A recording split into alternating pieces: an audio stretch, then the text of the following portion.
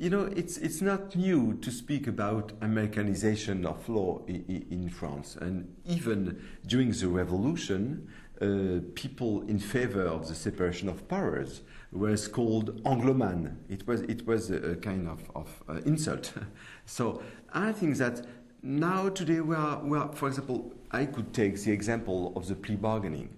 The plea bargaining is obviously an American institution, but there is the idea to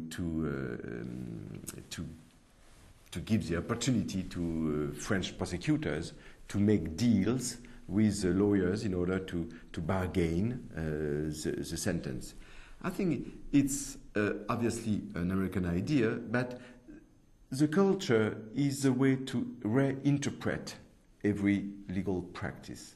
And there is what is fascinating between you and us, between the American legal culture and the French legal culture, that basically we share the same basic principles, which are those of a liberal society, those of human rights, those of a democratic society, freedom of speech and freedom of religion and human rights and so on. But our history, our culture, our approach, our traumas make us interpret those principles in a different way, and it's good to talk together. And I think that the culture can talk through judicial decisions, through doctors, through a lot of things. When we talk about Americanization in France, it may conceal a refusal to change. I noticed that a lot of time in the French political debate or in the French legal debate,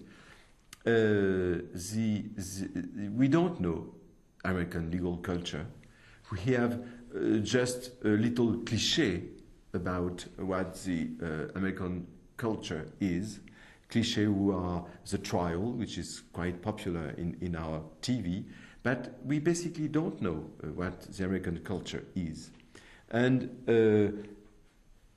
if I take the example of the plea bargaining, it's a good idea to me to introduce the plea bargaining, but I'm sure that the plea bargaining wouldn't become what it is in the US, because we don't have the same approach of the trial, we don't have the same approach of the sentencing, we don't have the same approach of what justice is.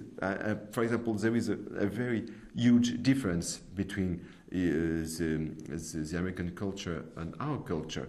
Is the room given to the character